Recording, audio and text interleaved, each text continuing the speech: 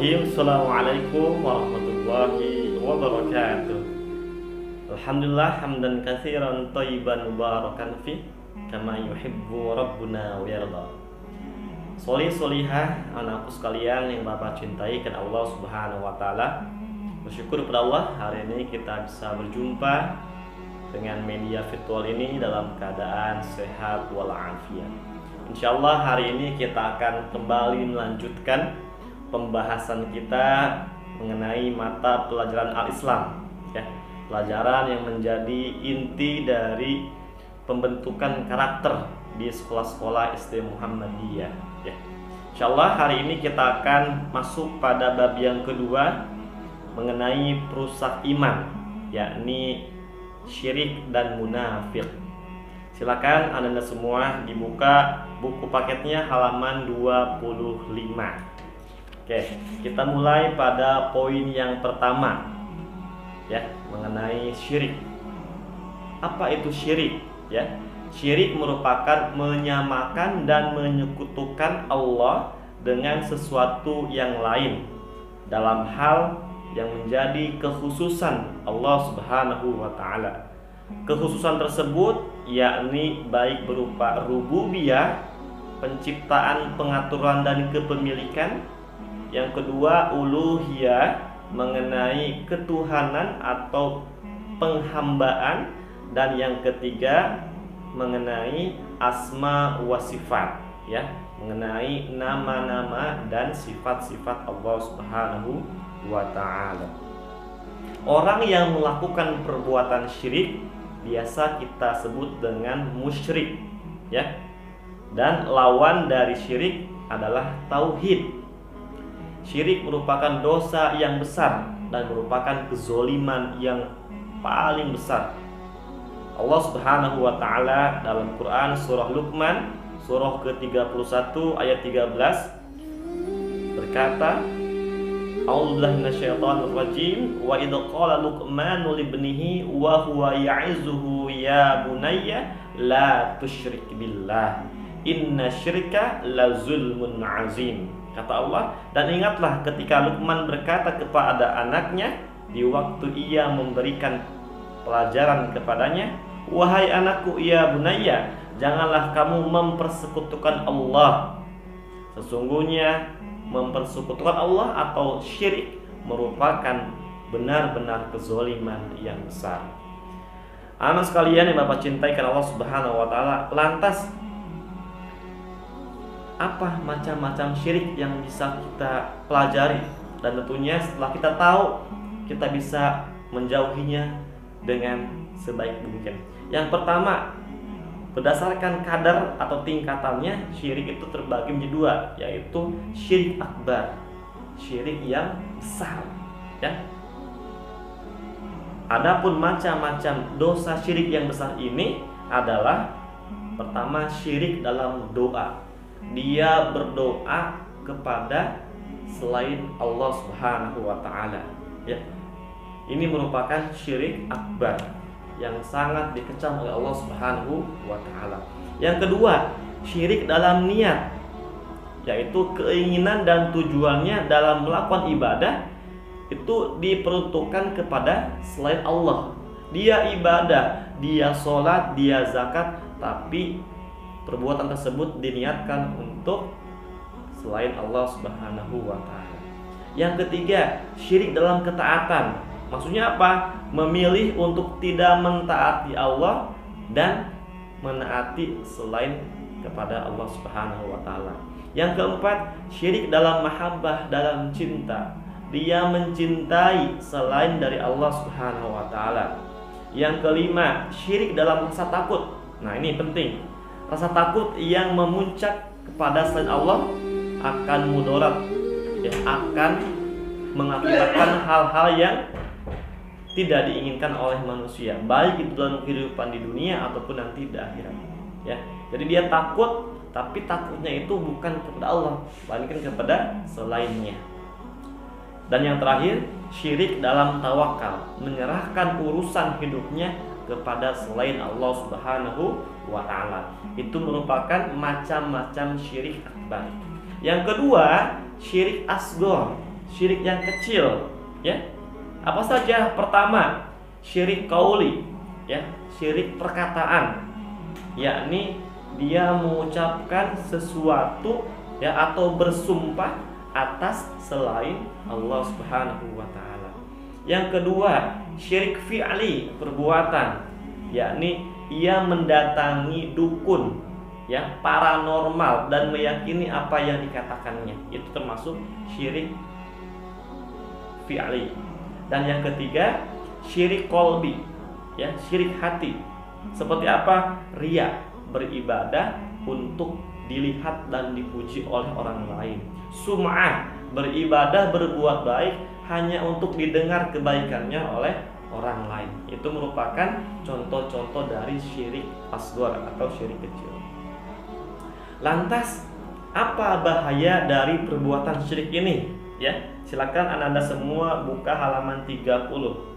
Akibat atau bahaya dari perbuatan syirik ini adalah yang pertama, dosanya tidak akan diampuni jika ia meninggal kemudian tidak sempat bertaubat.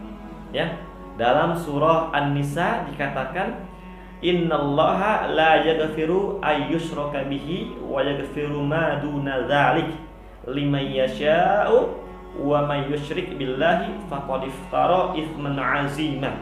Kata Allah, sesungguhnya Allah tidak akan mengampuni dosa syirik dan Dia mengampuni segala dosa selainnya. Ya, barang siapa yang mempersekutukan Allah, maka sungguh ia telah berbuat dosa dan dosanya dosa yang sangat besar. Yang kedua, Allah haramkan baginya surga. Jadi orang yang berbuat syirik tidak ada surga baginya. Dan yang ketiga, semua pahala dari amal kebaikan yang telah ia lakukan akan Allah hapuskan. Dalam surah Al-An'am ayat 88 dikatakan, seandainya mereka mempersekutukan Allah, niscaya lenyaplah dari mereka amalan yang telah mereka kerjakan. Maka merugilah orang-orang yang melakukan dosa syirik. Ya. Lantas apa perbedaan antara syirik besar dengan syirik kecil? Ya, perbedaannya bisa kita lihat dari akibat yang ditimbulkan. Yang pertama, syirik besar bisa mengeluarkan pelakunya dari keislaman, sedangkan syirik kecil tidak. Ya. Yang kedua, syirik besar akan menghapus semua pahala amalan baik, sedangkan syirik kecil hanya akan menghapuskan pahala amalan yang dimasukkan perbuatan kecil syirik tersebut. Dan yang ketiga, kekal di dalam neraka bagi pelaku syirik besar, sedangkan syirik kecil disesuaikan dengan kadar kesyirikannya. Ya, Bapak ulangi. Yang pertama, syirik besar dapat mengeluarkan pelakunya dari keislamannya, sedangkan syirik kecil tidak. Yang kedua, syirik besar dapat menghapuskan seluruh amal kebaikan seseorang, sedangkan syirik kecil hanya dapat menghapuskan amalan, ya, dari perbuatan yang tercampur pada syirik tersebut. Dan yang ketiga, pelaku syirik besar akan kekal dalam neraka jahanam, sedangkan syirik kecil akan disesuaikan dengan kadar kesyirikan. Kemudian poin yang kedua, anak-anak sekalian yang Bapak cintai karena Allah Subhanahu wa taala, amalan yang menghapuskan atau menghilangkan iman seseorang adalah munafik. Munafik adalah pelaku atau orang yang berbuat nifak. Sedangkan nifak adalah ketidaksamaan antara lahir dan batin dengan menampakkan kebaikan dan menyembunyikan keburukannya. Maksudnya apa? Orang munafik hanya berpura-pura melakukan kebaikan saja, ya. Jadi kebaikan yang dilakukan hanya untuk tameng atau topeng saja, supaya tidak dianggap musuh oleh umat Islam. Padahal dalam hatinya dia senantiasa mengkafirkan orang Islam, senantiasa berkhianat dan benci. Ya, Maka ini merupakan ciri-ciri orang yang sangat dilaknat oleh Allah Subhanahu wa taala. Ya. Munafik ini terbagi menjadi dua jenis. Yang pertama munafik dalam i'tiqadi, yakni keyakinan. Seperti contohnya adalah orang Syiah. Di lisannya ia mengagung-agungkan Rasul dan para sahabatnya, ya. Tapi dalam hatinya dia mengkhianati, dia mengkafirkan para sahabat. Ya, ini merupakan contoh dari munafik i'tiqadi dalam keyakinan. Yang kedua, munafik dalam amali, perbuatan, ya. Munafik dalam amali ini bisa kita ketahui dari tanda-tanda orang munafik.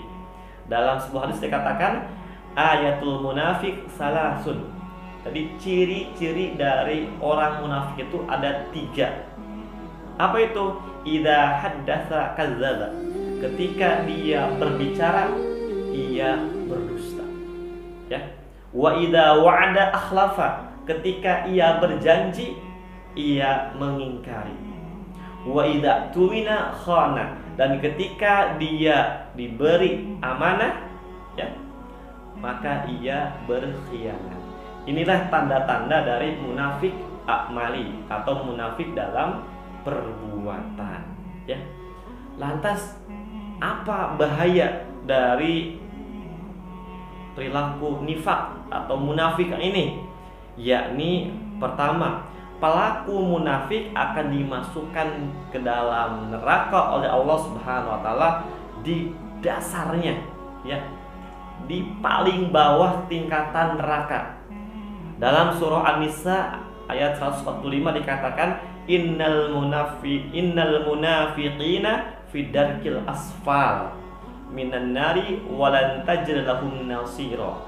Sesungguhnya orang-orang munafik itu akan Allah tempatkan pada tingkat paling bawah dari neraka, dan kamu tidak sekali-kali mendapati orang yang akan menolongmu, ya. Yang kedua, merugikan diri sendiri dan tidak lagi dipercaya karena kebiasaan mengkhianati, berbohong dan mengingkari. Jadi orang yang munafik itu sulit dipercaya lagi, sulit diberi amanah lagi.